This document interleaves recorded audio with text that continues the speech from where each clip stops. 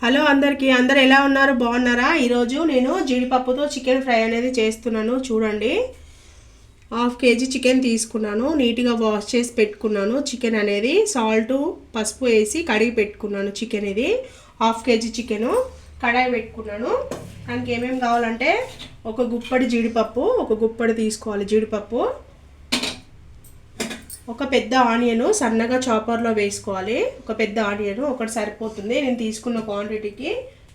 ఇంకా 2 పచ్చిమిర్చి ఇట్లా స్లిప్ చేసి పెట్టుకోవాలి.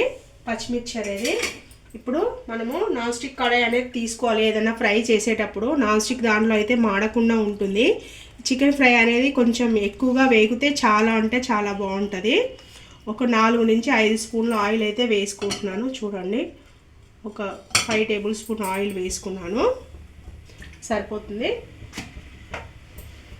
చికెన్ ఫ్రై అనేది చాలా అంటే చాలా టేస్ట్ ఉంటుంది. అసలు ఫ్రై ఎలాంటి వాళ్ళైనా చేసుకోవచ్చు.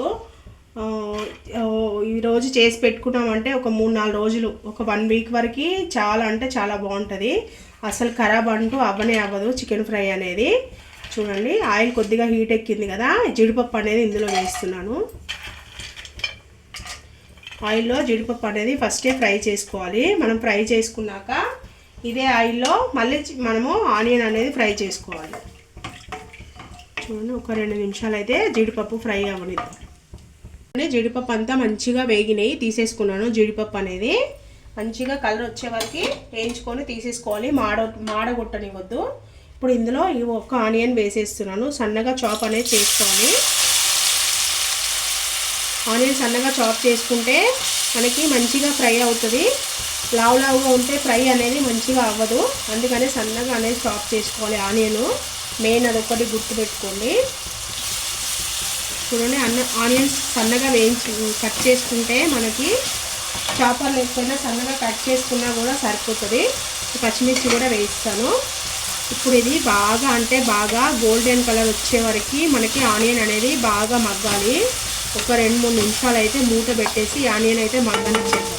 చూద్దాం మనము ఆనియన్స్ అనేది ఒకసారి.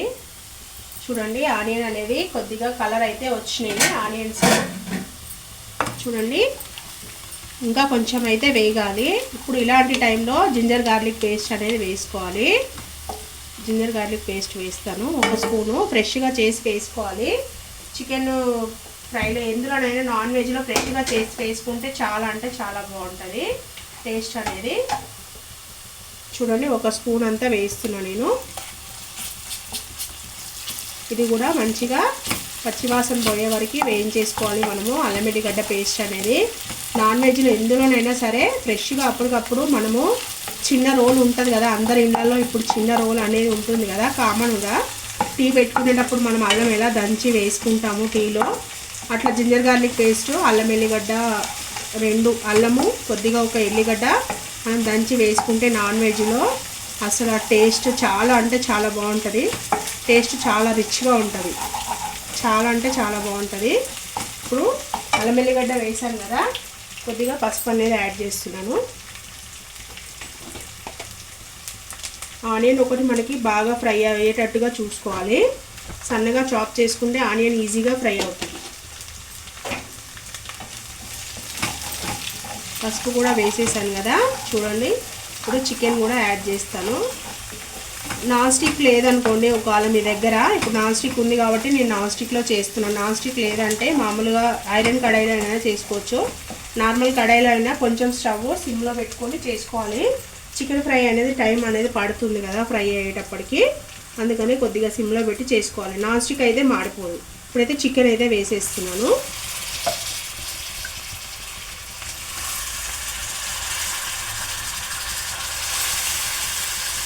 చికెన్ అంతా వేస్తాను కదా, ఒక్కసారి చక్కగా చికెన్ అంతా కలిపేసుకోవాలి మంచిగా. చికెన్లో నుంచి వాటర్ అంతా కూడా వచ్చేయాలి మనకి బయటికి. అప్పుడే మంచిగా పర్ఫెక్ట్గా మనకి చికెన్ ఫ్రై అనేది చాలా బాగా వస్తుంది. చూడండి, అంతా చక్కగా కలిపేసుకున్నాను.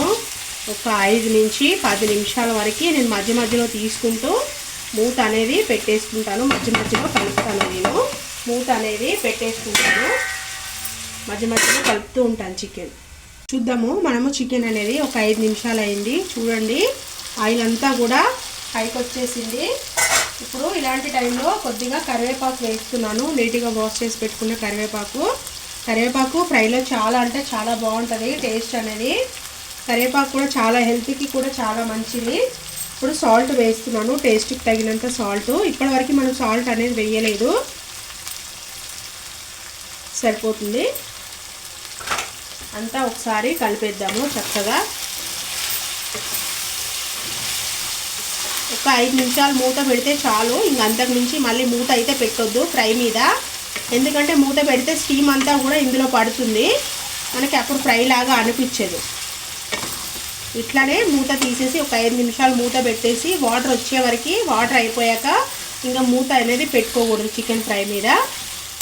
చూడండి ఇట్లానే మనం చికెన్ అంతా కూడా ఫ్రై చేసుకోవాలి. ఇప్పుడు సాల్ట్ వేసాం కదా, ఇంకొక 5 నిమిషాలు అయితే వేగనిచ్చేద్దాం చికెన్ అనేది. చూడండి చికెన్ అనేది మంచిగా ఫ్రై అయింది. చూడండి మంచి కలర్ అయితే వచ్చింది మనకి చికెన్ అనేది. ఇందాక సాల్ట్ యాడ్ చేశాను కదా, ఇప్పుడు కారం కూడా యాడ్ చేసేస్తున్నాను. మనకి ఇంత వేగాలి చికెన్ అనేది, ఇంత వేగితే చాలా అంటే చాలా బాగుంటుంది, మనకి నిల్వ కూడా ఉంటుంది అన్నమాట. ఎప్పుడన్నా మనం ఎటన్నా వెళ్ళినప్పుడు కూడా తీసుకెళ్ళడానికి కూడా బాగుంటుంది. చూడండి ముక్క ఎర్రగా కూడా వేగింది చికెన్ ఫ్రై అనేది. ఇప్పుడు కారం యాడ్ చేస్తున్నాను,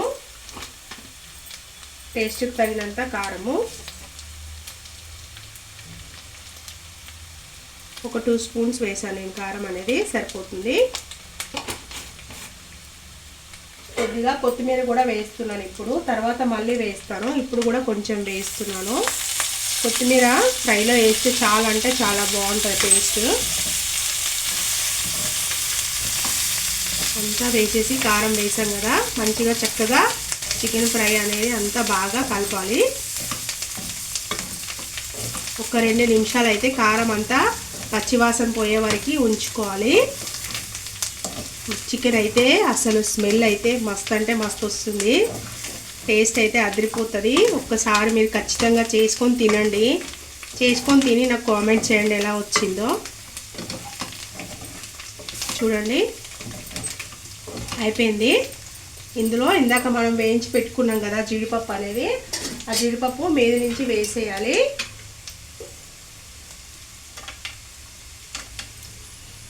చికెన్లో వేయించుకున్న చికెన్లో జీడిపప్పు అంతా మీద నుంచి వేసేసి ఇంకొంచెం కొత్తిమీర వేసేసి కలిపేసి స్టవ్ అనేది ఆఫ్ చేసేస్తున్నాను. ఆఫ్ చేసి మీకు సర్వింగ్ బౌల్లోకి తీసుకొని మీకు చూపించేస్తాను. చూడండి ఫ్రెండ్స్, ఎంతో టేస్టీగా ఉండే జీడిపప్పు చికెన్ ఫ్రై అయితే రెడీ అయిపోయింది. చాలా అంటే చాలా బాగుంటుంది, ఎవరైనా సరే సింపుల్గా చేసుకోవచ్చు, చాలా టేస్ట్ ఉంటుంది. ఓకేనా ఫ్రెండ్స్, ఈ వీడియో కనుక మీకు నచ్చినట్టయితే లైక్ చేయండి, షేర్ చేయండి, నా ఛానల్ సబ్స్క్రైబ్ చేయండి. ఎవరైనా ఛానల్ కొత్తగా చూస్తున్న వాళ్ళైతే ఛానల్ అయితే సబ్స్క్రైబ్ అయితే చేసుకోండి ఫ్రెండ్స్. ఓకేనా, సపోర్ట్ అయితే చేయండి.